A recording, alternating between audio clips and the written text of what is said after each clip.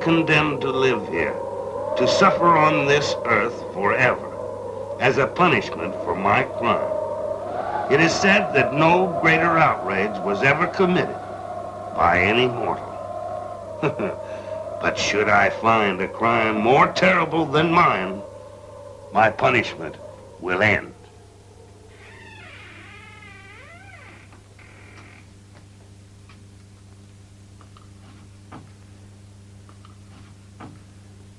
A piece of ice, a murderer's weapon.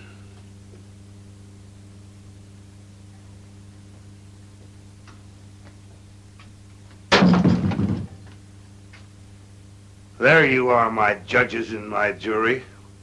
I was expecting you. This world is evil.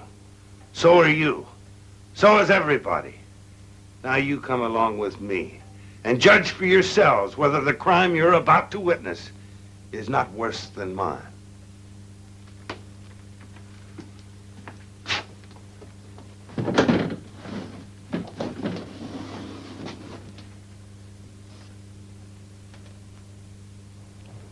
A small mining town where people lived uneventful lives for hundreds of years. Every day was like the previous day, but on this particular day, something occurred which had never happened in the history of Torshavn.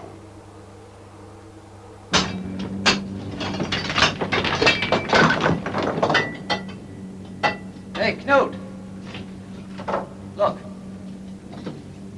Ice. Looks like we hit the glacier. That's the end of the shaft. We can't blast it out. It might reach miles into the mountain. Shall we abandon the tunnel? I don't see what else we can do. I'd better phone the office. Hey, Knut. What is it? There. There's something there. An animal frozen in the ice. A mammoth. No, it isn't that big. It doesn't look like an animal to me. Yes, that's what it is. Let's blast it out. No, I'd better phone the scientists. Let them have a look at it. You know what it looks like? Don't say it. I think I'm seeing the same thing.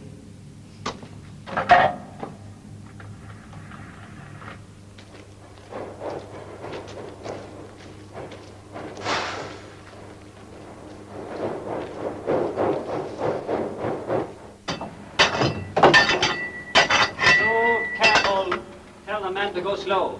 But the eyes must be broken. Already writing the report?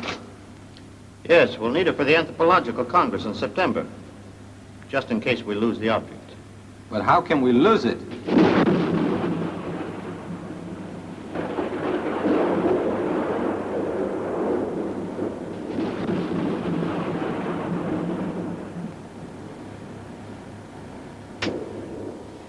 All right, carry on.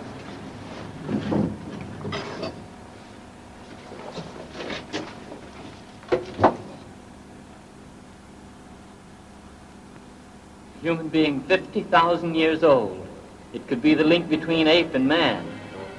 I want to get the block of ice transported to the museum intact.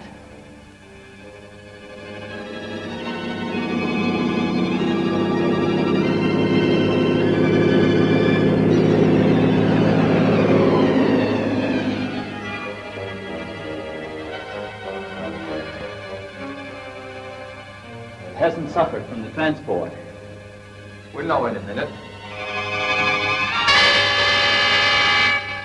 Can you see anything? Yes. A woman. A girl. Let me have a look. Remarkable. She's been frozen completely naked. This I have to see. A girl in ice.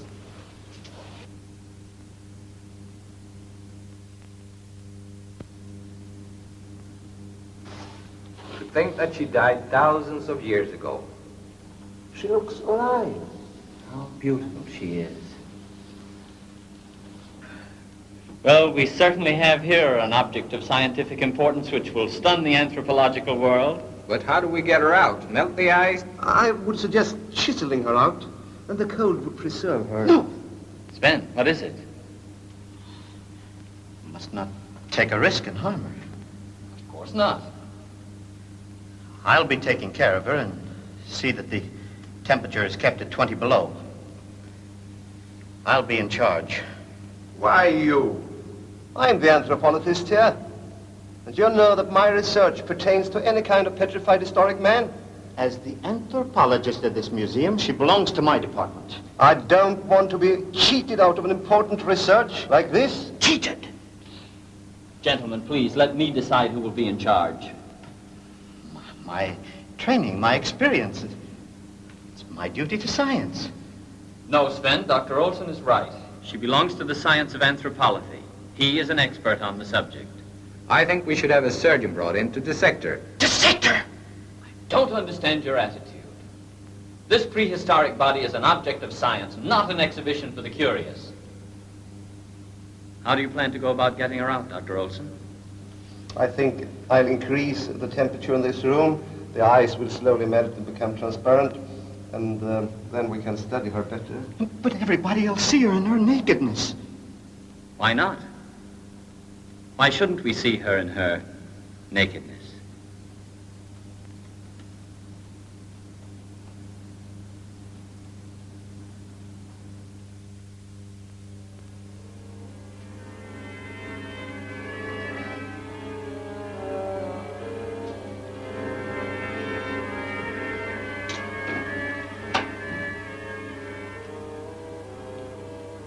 When were you born? How many millenniums before my time? What was your name? Your name? Was it Cordelia? Angelica? Are you an angel to return to this earth? Two people are destined for each other, you and I. You had to return to come to me, Angelica. I knew when I first saw you that we were chosen for each other. Only time stood between us. What is time but a conception of man? I have to get you out of your prison, to hold you in my arms. I love you, Angelica.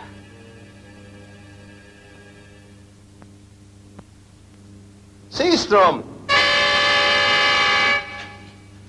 What are you doing here? The same as you. Did Dr. Ho make it clear to you that this is my research, not yours? I know that you want to cheat me out of the fruits of my lifelong work. You have no right. I have the same right to be here as you, Olson. I'm going to report you to Dr. Ho. I want him to tell you that you can't get in here. I understand your feeling, your scientific curiosity. All right. I'll forget that we met here.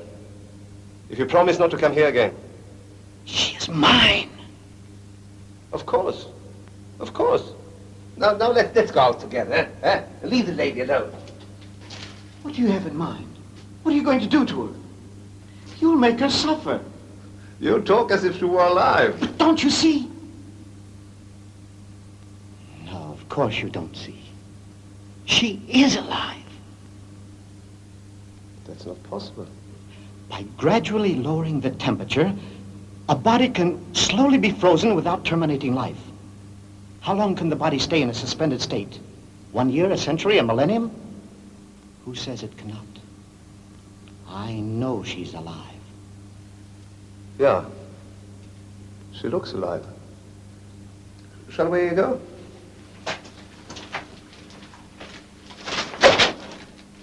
I know what you have in mind. You want to get me out of here. You want to make it impossible for me to see her. That's not true. Then prove it. Turn this research, as you call it, over to me. She's more to me than she is to you. She's not an object of vivisection. Come to your senses, Seastrom. Will you? That's enough. Now let's get out of here.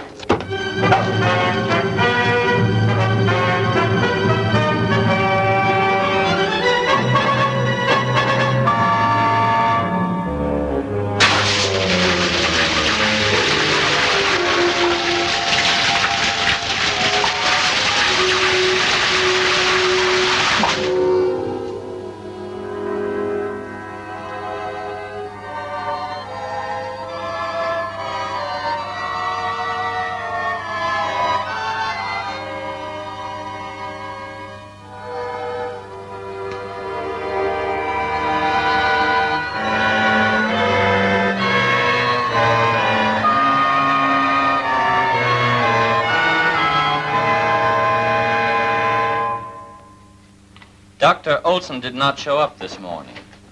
I phoned his home, but he didn't sleep there last night. What do you think has happened? Well, I don't know. I know almost nothing about Dr. Olson's private life. He might show up today, maybe tomorrow. Well, what about the girl in the ice? Well, that's why I called you. We must keep the find a secret until the day when we have gathered enough scientific information about this body. Otherwise, I'm afraid we'll be overrun with reporters and zealous anthropologists. I agree with you, Dr. Holt. I agree with you wholeheartedly. Dr. Seastrom, I want you to find out how we can free her from her icy surroundings without damage to her body. Yes, sir. Then I will be in charge. Yes. But under one condition. Yes? Since I will be responsible, I also need the authority that goes with a job like this. Oh, I understand. I want everybody checking with me first. No one is allowed entrance to the room without first having it cleared through me. That sounds reasonable. No one. Not even you. Why are you restricting me, too? Only for a short time. It would give me peace of mind. All right.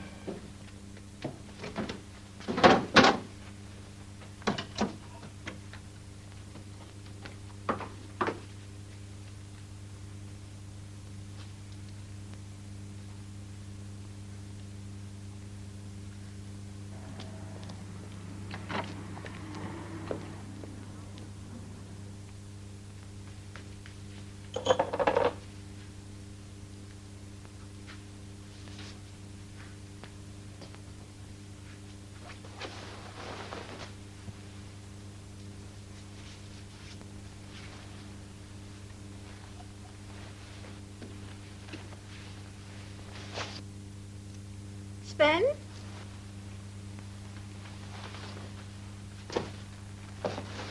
Oh, still in bed? I had a headache. Aren't you going to kiss me?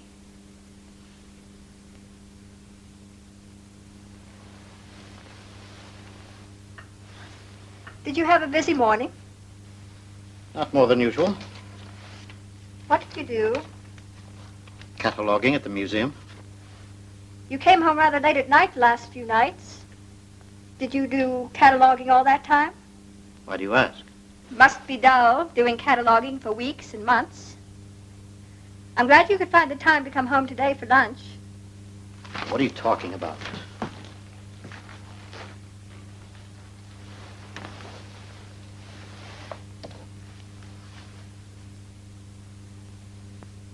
What are you doing at the ice house?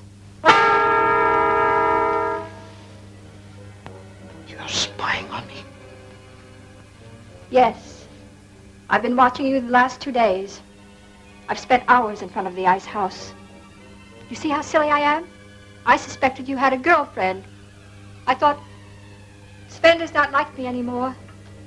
He has a girl hidden, whom he meets in the morning, the afternoon, and at night, when the sun is sinking, at the blue hour, he makes love to her. I hate you for spying on me. It's a compliment when a woman thinks her husband is cheating on her. It proves that she is jealous. When a woman is jealous, she's in love. Isn't that true? I don't want you to watch me. I thought at first that you were meeting a girl in front of the ice house. Strange place for a rendezvous. But for days I saw only men going in and coming out. Inga, I don't want you to watch me. Ever again. Understand? How can I help it? You don't ever tell me where you were going or what you were doing. I want to be your wife, not just legally.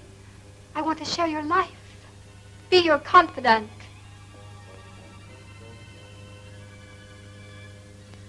Why do you hate me so much? Hate you? Look at your face in the mirror.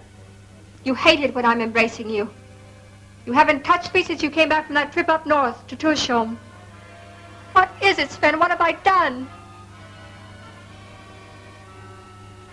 You haven't done anything. Then what is it?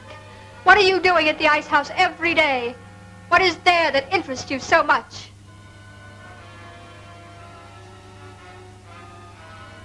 I'm working on a secret project.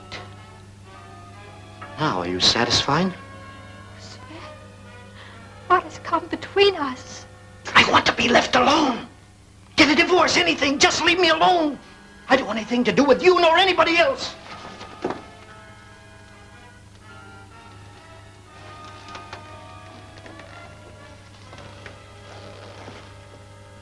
Inga, I don't want to hurt you.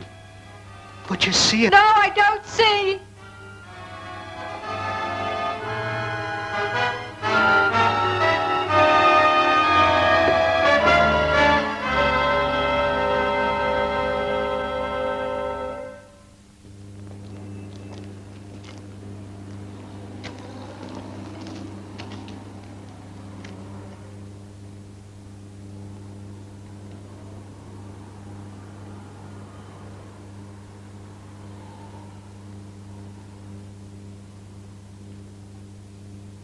And that was the last time you saw Dr. Olson?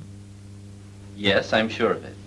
You said you couldn't detect anything extraordinary in his behavior, no sign that he was upset. No, I didn't. Did you, Dr. Lund? Well, we were all somewhat excited, I would say, and we still are. Excited? About what? This has nothing to do with Olson's disappearance, I assure you. Please, let me be the judge of that. We brought in an anthropolithic object. I put Olson in charge of it. That excited him, I assume.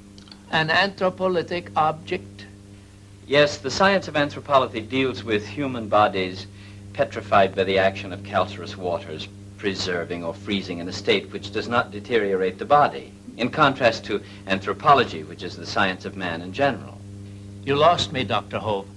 Now, where is that object? In the ice house. Well, then Dr. Olson might be there. No, Dr. Seastrom, who's working there, did not see him. Dr. Seastrom? Who is he? I put him in charge of the anthropolithic object after Olson's disappearance. Now we're getting closer. It is pretty, isn't it? I want you to wear it. Here are the shoes. I know they'll fit you. Only a few feet of ice are separating us, Angelica. A few inches of frozen water. But you can see me. Can you hear me talk? I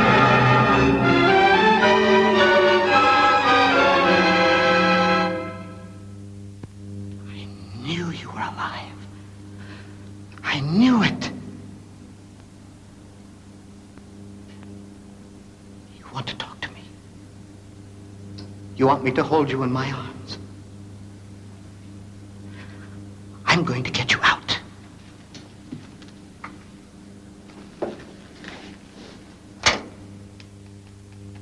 Now, soon you will be free.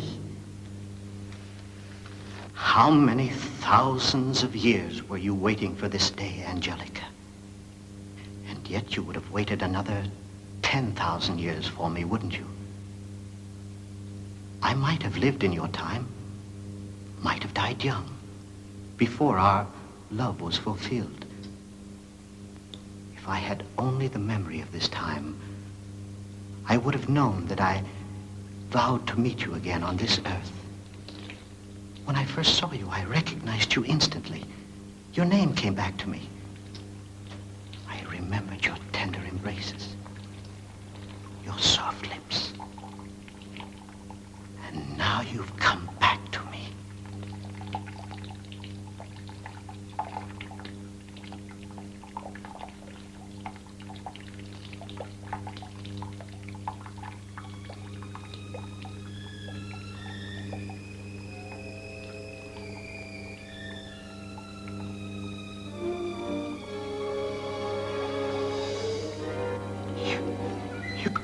going to drown.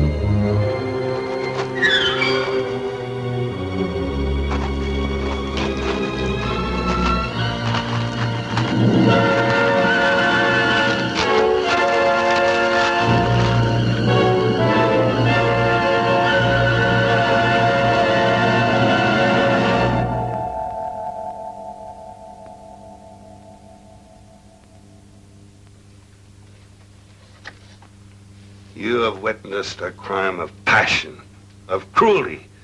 A man becoming a murderer for the love of a dead woman.